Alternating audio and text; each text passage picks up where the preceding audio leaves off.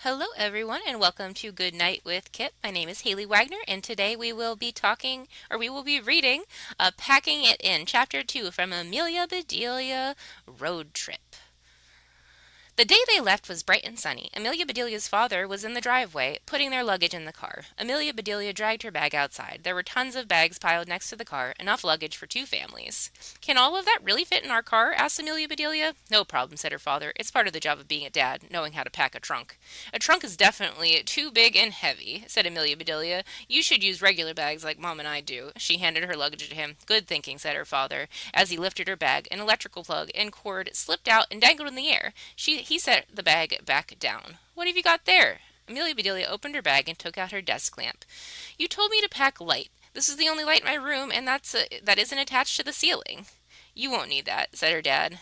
"There will be lights where we're going." Then he pointed into her bag. "Is that your backpack?"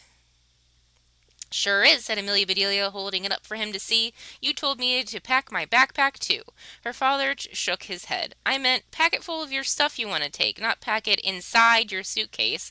Where's the checklist I asked you to make?" Amelia Bedelia reached into her suitcase and pulled out a sheet of paper. It was covered with check marks. "Making a list of checks got boring," said Amelia Bedelia, "so I switched sizes and colors to make it more interesting." Her dad shook his head and said, "Now, hold everything." "Hold everything," said Amelia Bedelia. "Dad, I can't pick all this stuff up. I can't pick up all this stuff." "Honey," hollered Amelia Bedelia's father to Amelia Bedelia's mother. Amelia Bedelia's mother took Amelia Bedelia back inside to help her repack. "Amelia Bedelia," she said, "in most families, Dad pack cars, and moms ask for directions, and kids ask, 'Are we there yet?' You'll see how it works." When they went back outside, the heap of luggage was neatly packed into the car. Amelia Bedelia handed her bag to her dad. "Thanks, sugar," he said. "I've got just the spot." He slid it into the empty space. Now the trunk looked like one of those wooden puzzles that were impossible to put back together once you took them apart. "Run and get finally, okay?" he said. "You're not stuffing him in the trunk too, are you?" said Amelia Bedelia. "Don't be silly," said her dad. "There's no room." Amelia Bedelia knew her dad was teasing. Finally was it going to a kennel called Paw Palace. They were going to drop her off on their way out of town. At long last, Amelia Bedelia, her parents, and finally were ready to leave. When her dad backed out of the driveway, Amelia Bedelia felt the car go bump bump as they drove over the uneven sidewalk and out into the street. That bump bump feeling always meant that she was home. It suddenly dawned on Amelia Bedelia that she wouldn't feel that bump bump for a whole week. She was homesick already. They dropped off finally at Paw Palace. As she got back into the car, Amelia Bedelia wiped her eyes. "Don't worry," said her mom. "Finally we'll be fine. She'll get to hang out with the other dogs, and your friend Diana is going to take her for walks, right?" "I know," said Amelia Bedelia. And my friend Charlie is bringing his dog, Pierre, to visit. Plus, guess what? The Paw Palace even has a puppy pizza night." "Hey," said her dad, "the next time I'm in the doghouse, I'm going to check in there." "You're out of luck, honey," said Amelia Bedelia's mom. "They won't take you unless you're housebroken." Amelia Bedelia burst out laughing. Even her dad had to laugh. He usually made the jokes in the family. This vacation was switching things around. "Good one, Mom," said Amelia Bedelia, leaning forward to pat her mom on the shoulder. She glanced at the dashboard. "Hey," she said, "why is that little arrow pointing at the letter E?" Her parents looked at the gas gauge, then at each other.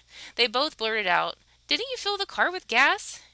"You both can," said Amelia Bedelia. "There's a station right there." While her dad pumped gas, Amelia Bedelia and her mother got out to buy a snack. They'd gone barely a mile so far, and they were already hungry. "The fun is about to begin," said Amelia Bedelia's mom. "Look, we're on the edge of town." Amelia Bedelia looked around for a cliff or a ledge, but things seemed pretty flat. She noticed a sign with the name of the town on it. Under the name was the word P-O-P and the number 1007. "Mom, whose pop is that?" asked Amelia Bedelia, pointing at the sign. Her mother smiled and said, "That pop isn't someone's father. It's short for population. That number tells you how many people live in our town." Amelia Bedelia let out a low whistle. She couldn't believe it. Did that many people really live where she did? Amelia Bedelia ran back to the car, dug a crayon and her camera out of her backpack, then ran back to the sign. She made an X through the 7 and wrote the number 4 below it, since the 3 of them would be out of town. Then she took a picture of it. Then they returned from their vacation. She would bike over and change it back to 1007 again. "Ready to hit the road?" asked Amelia Bedelia's dad. He was fiddling with something on the dashboard. "There," he said. "I got the odometer to 0 so we can tell how many miles we drive." He turned around and waggled his eyebrows at Amelia Bedelia. If a word ends in ometer, it counts things. The odometer measures our distance. The speedometer measures our speed. What does a thermometer do? It measures temperature to tell how hot or cold things are, said Amelia Bedelia. Right, said her dad. And who counts how many treats you have each day? Amelia Bedelia looked at her mother for help, but her mom just looked back. She shook her head and shrugged her shoulders. Give up? Said her dad as he began to chuckle. That's a momometer. Things were back to normal as they drove off on their road trip adventure. And that ends Chapter 2 of Amelia Bedelia's Road Trip. Please join us next time for Chapter 3, and good night.